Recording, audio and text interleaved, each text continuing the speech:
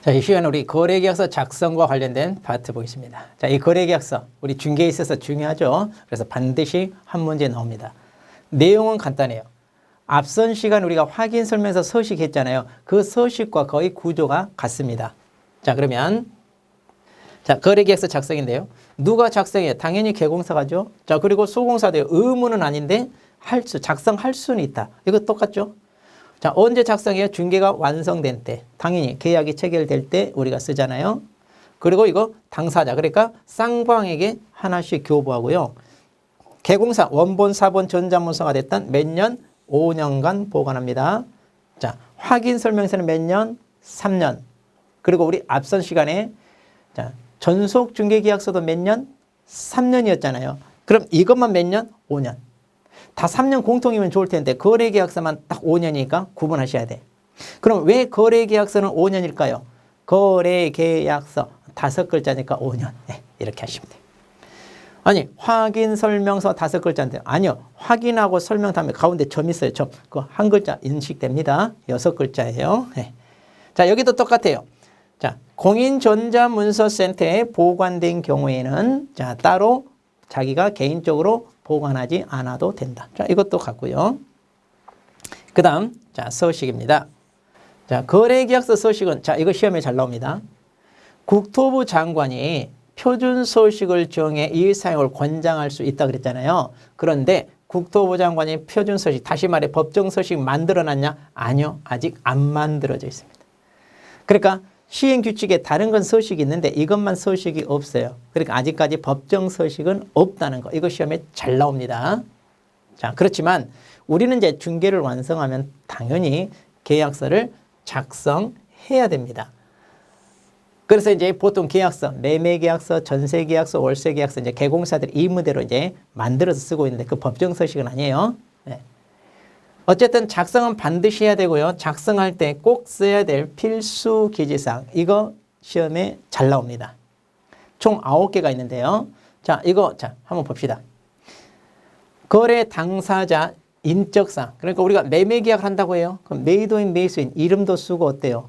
연락처, 그 다음에 주민등록번호, 주소 쓰잖아요. 그 다음에 물건의 표시. 자, 당연히 무슨 동네, 무슨 아파트, 몇 동, 몇 도 쓰죠. 그 다음에 물건의 인도일시, 물건을 언제 넘겨줄 거냐. 이건 뭐냐면 우리 등기 언제 해줄 거냐 이 말이에요. 보통 우리 등기 언제 해줘요? 잔금 치를 때 한다 이런 말 하죠. 그거 대부분 다 씁니다.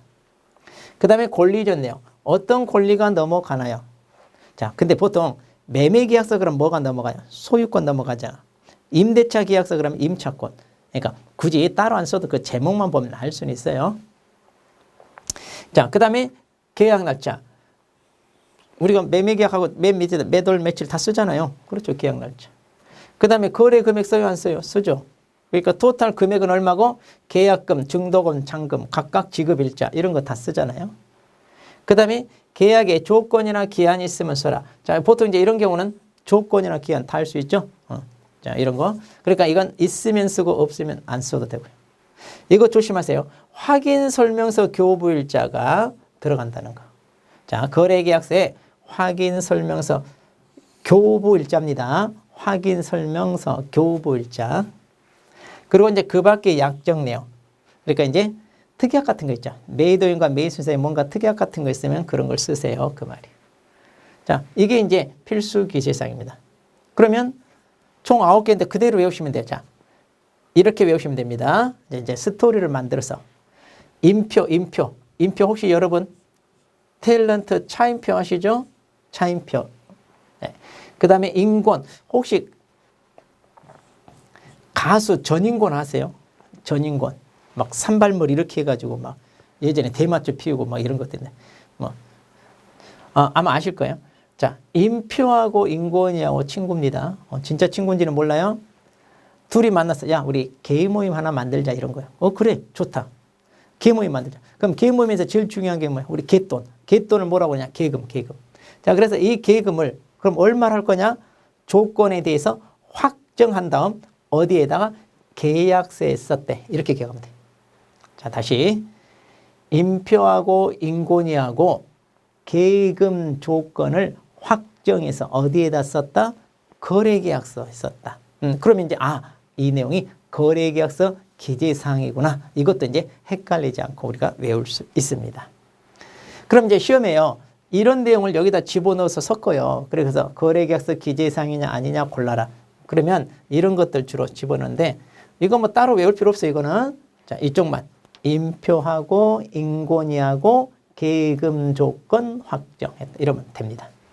자, 그 다음에 이제 자 거래계약서 서명 및 날인입니다. 이거요. 확인설명서 앞선 시간 했잖아요. 똑같아요. 개공사는 반드시 해야 되고요. 법인, 주사무소는 대표자, 분사무소는 책임자. 그리고 당해 행위를 소공사가 했어요. 그럼 소공사도 서명 날인 똑같습니다. 공동중개 했어요. 그럼 공동중개 참여 개공사 다 서명 날인 해야 됩니다. 대표로 너만 해 이런 거 없어요. 자, 이거 똑같고요. 그 다음 거짓으로 기재하거나 이중계약서 작성하지 마라. 당연한 얘기죠. 우리가 다운계약서 쓴다든가 이런 거 하면 안 됩니다. 그러면 제재가 어떻게 되나요?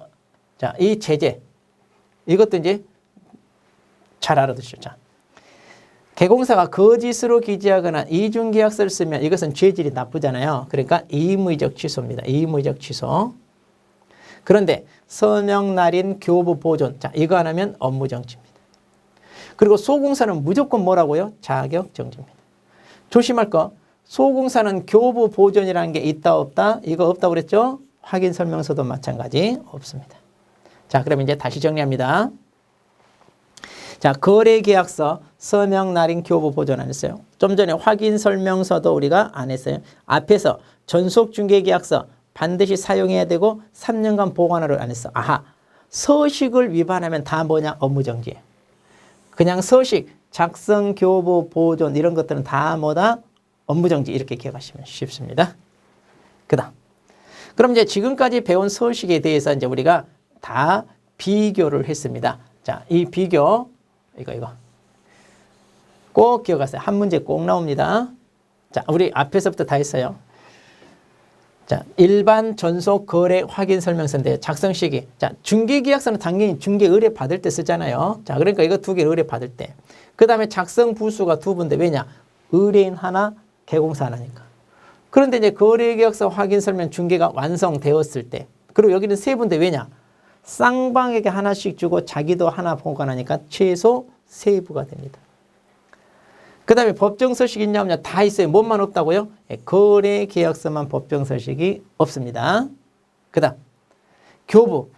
중개계약은 중개의뢰인 일방한테만 주면 돼요. 매도인과 매수인 각각 체결됩니다. 그러니까 각각 일방. 그런데 거래계약서 확인서면 쌍방에게 각각 하나씩 줍니다. 그 다음 서명날인. 자, 중개계약서는 또는이라고 돼 있어요. 이거 조심하세요. 중개계약서는 그러니까 꼭 서명날인 둘 다 해야 되는 게 아니라 또는 둘 중에 하나만 하면 돼. 그런데 거래계약서 확인설명서는 밋이라고 돼 있어요. 서명 및 날인. 그러니까 둘 다 해야 됩니다. 둘 중에 하나만 하면 업무정지 받습니다. 그리고 보관. 전속 3년 거래계약서 5년 확인설명 3년. 왜 거래계약서 5년이라고요? 5글자. 확인설명서 여기 점 있다고 그랬어요. 그러니까 여기서 몇 글자? 6글자입니다. 조심하세요. 일반 중개계약서는 보관 의무 없잖아요. 자, 여기는 보관 의무가 없다는 거. 자, 이 서식에서만 여러 문제 낼 수 있어요. 자, 이거 꼭 정리하시기 바랍니다. 자, 그러면 보증 설정 우리가 다음 시간에 하고요. 자, 우리 교재 좀 이거 편집하다가 조금 이렇게 바뀌었는데 우리 교재 73페이지로 갑니다. 자, 여러분 교재 거기 반환채무행 보장제도 파트로 가겠습니다. 자, 이 보증 설정은 내용이 많으니까 이것만 따로 1시간 하고요. 자, 이제 분량이 얼마 안 되는 우리 교재 73페이지입니다. 자, 73페이지. 자, 여기 보세요. 우리 교재 73페이지. 계약금 반환채무행 보장제도 보겠습니다. 자, 이것도 간단해요. 우리 중개사법에만 있는 제도입니다. 중개사법. 지금 이게 뭐예요? 하는데 이거예요. 자, 두 거래 당사자가 만일 매매 계약을 합니다. 자, 부동산에 대한 매매 계약을 해요. 그럼 이제 보통 매수인이 계약금, 중도금, 잔금 이렇게 이제 분할하여 지불하잖아요. 그럼 보통 이제 중도금까지 지불했어요. 그런데 잔금 치르는 과정에서 계약이 파기됩니다. 그럼 어때요? 돈 돌려받아야 되잖아요. 그럼 이제 이 돈을 돌려받아야 되는데 매도인이 급해서 이 돈을 미리 썼네. 그래서 당장 못 돌려줘. 기다려라. 이러면 어때? 불안하죠. 또 이 돈 들고 튀거나 그럼 어때요? 이거 억울할 수 있죠. 그래서 이렇게 매수인 측, 이 사람을 보호하기 위해서 이 대금을 바로 매도인 측에게 주지 말고 어디다 맡겨놓자. 어디다 이렇게 맡겨놓은 다음에 혹시라도 중간에 계약이 파기되면 바로 여기서 돈을 찾아가면 돼요. 아쉬운 소리 할 필요 있다 없다? 없다. 그래서 제목이 이거예요. 계약금 등 반환 채무, 이거 돌려받는 것을 보장해 주는 제도. 아주 좋은 제도죠. 그런데 이런 게 있다는 거 알아요? 몰라요? 몰라요. 왜? 우리나라 이게 활성화되어 있잖아요. 자, 그렇게 해서 이제 안전하게 돌려받는 제도다. 그러니까 한마디로 누구를 보호하는 제도에 하면 누구? 이쪽. 매수인이나 임차인. 그러니까 이제 권리를 취득하고자 하는 의뢰인 대금을 떼이지 않고 안전하게 돌려받을 수 있다. 그 얘기입니다. 자, 이 제도가 있어요. 그럼 이 제도가 있다는 걸 잘 모르니까 이제 개공사가 중개하면서 혹시 이렇게 하실래요? 라고 뭐예요? 당사자한테 공고할 수 있다. 이렇게 돼 있어요. 자, 그럼 여기 봅니다. 이제 내용을.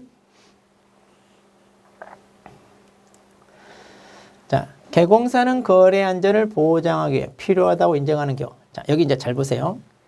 계약의 이행이 완료될 때. 자, 계약의 이행이 다 완료된단 말은 뭐예요? 계약이 잔금도 치르고 다 마무리된다. 그때까지 뭐냐? 계약금, 중도금, 잔금. 이걸 묶어가지고 계약금 등 그래요. 이거를 개공사 또는 대통령령이 정하는 자 명의로. 그러니까 이제 이들 명의로 맡겨놓자 이 말이에요. 어디다? 금융기관 등에다.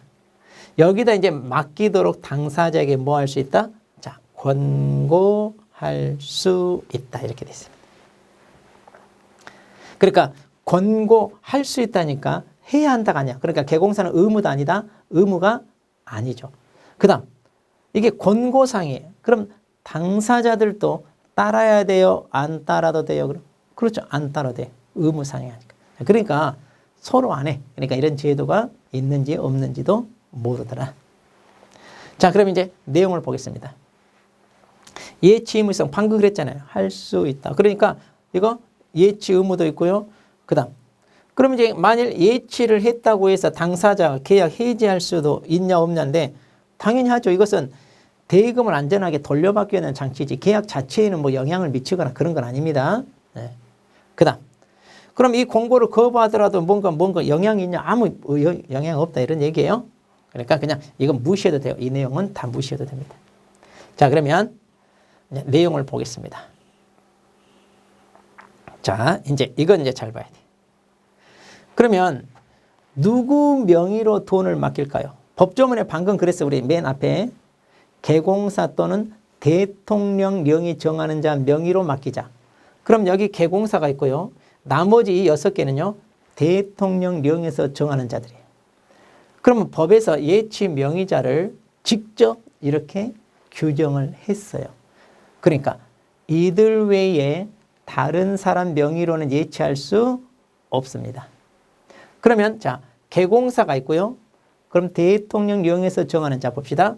은행, 공제사업자, 신탁업자, 그 다음에 보험회사, 그리고 최신관서. 최신관서가 이제 우체국이라고 보시면 돼요. 그리고 전문회사. 그러니까 이런 일처리를 전문으로 수행하는 전문회사 얘기하는 거예요. 보통 이제 학개론 시간에 이거 에스크로우 이렇게 배울 거예요. 자, 그러면 이렇게 하세요. 자, 앞글자 따서 은공신 보채전 이렇게. 은공신 보채전. 자, 그럼 여기 잘 보세요. 사람은 누구 명의로 예치할 수 있나요? 여기 개공사밖에 안 돼. 그러니까 이 개공사 이제 누구예요? 개인인 개공사겠죠. 아하, 사람은 개공사밖에 안 돼.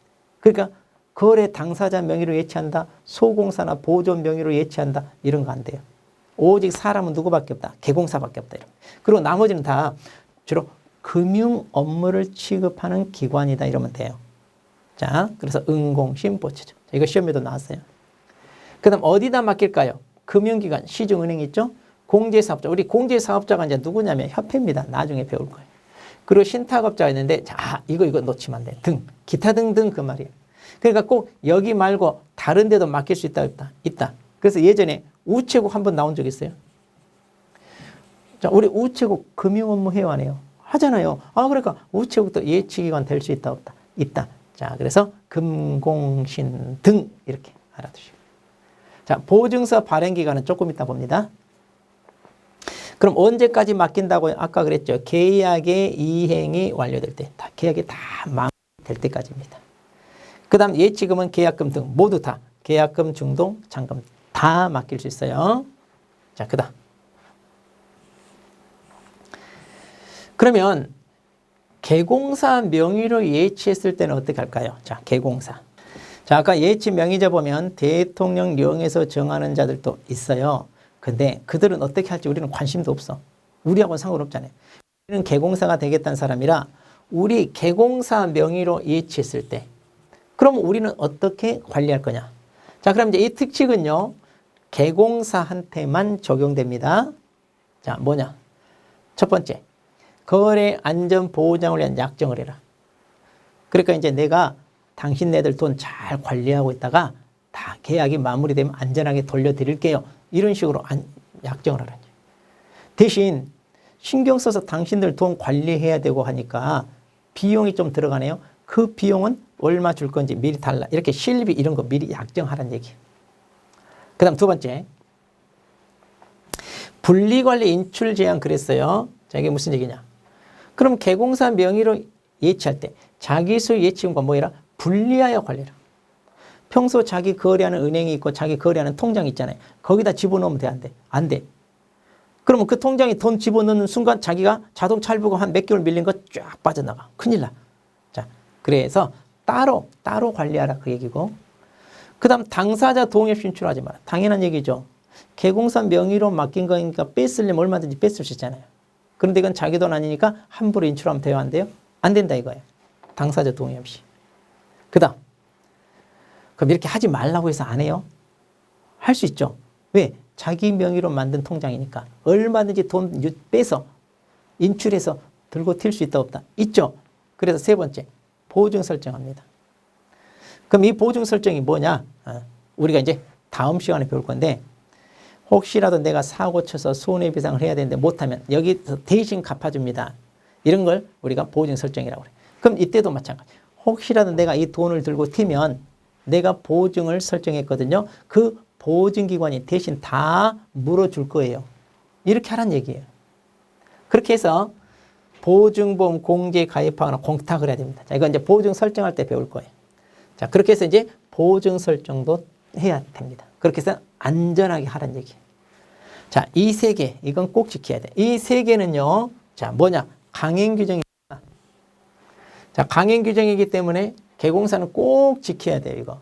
그렇지 않았을 때 이걸 위반했다 그러면 뭐냐? 업무정지 받을 수 있습니다. 업무정지. 그 다음, 실비. 자, 그러면 내가 당신네들 돈 관리하면서 보증 설정도 해야 돼. 그럼 그 보험료 내야 되거든요. 비용 들거든요. 그럼 그런 비용은 달라. 자, 근데 누구에게? 자, 여기 보면 권리 취득 의뢰인 일방에게 받습니다. 아까 이 제도가 누구를 위한 제도다? 취득 의뢰인을 위한 제도라고 그랬잖아요. 그러니까 이거는 쌍방으로 받는 게 아니라 취득 의뢰 일방한테 받는다는 거. 이거 조심하셔야 돼. 그 다음. 자, 사전 수령입니다. 사전 수령. 그럼 이 사전 수령이 뭐예요? 자, 매수인 입장에서는 계약이 마무리될 때까지 잘 묻어놨다가 혹시라도 중간에 파기되면 안전하게 돌려받겠다. 매수인은 좋아. 그런데 반대로 매도인. 내가 돈이 필요해서 이걸 급매로 파는 거예요. 그럼 빨리 계약금 중도금이라도 받아서 미리 써야 되는데 다 마무리될 때까지 기다리래. 그러면 좀 답답할 수 있죠. 내가 뭐 계약 파기할 것도 아니고 그러니까 어차피 내 돈 될 거 내가 좀 미리 가져가서 쓰면 안 되겠냐 그 말이에요. 그럼 좋다.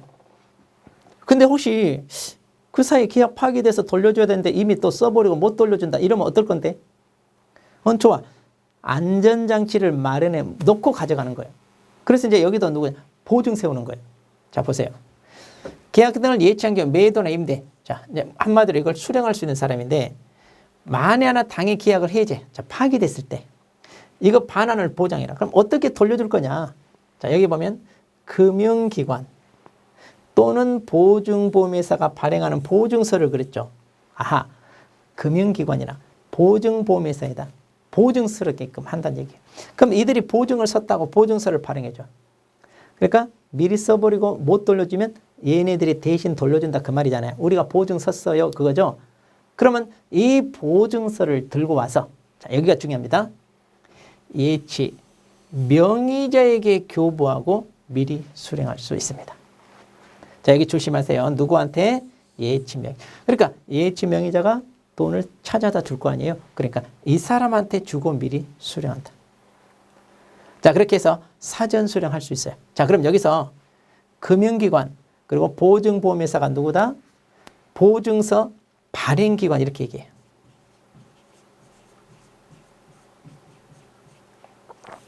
자, 그래서 이들을 보증서 발행기관 이렇게 얘기합니다. 자, 아까 우리 앞에 도표 맨 오른쪽에 있었잖아요. 보증서 발행기관. 여기 이걸 가리켜요. 그럼 여러분은 자, 예치기관하고 혼동하시면 안 됩니다. 자, 예치기관하고 혼동하시면 안 돼요. 자, 여기 보세요. 예치기관 금공신 등인데 보증서 발행기는 금보. 여기는 기타 등등 없어요. 이 둘밖에 안 돼요. 자, 그래서 이거 두 개 구분을 하시기 바랍니다. 자, 그럼 이제 여기까지 보고요. 우리 또 문제 확인해 보도록 하겠습니다.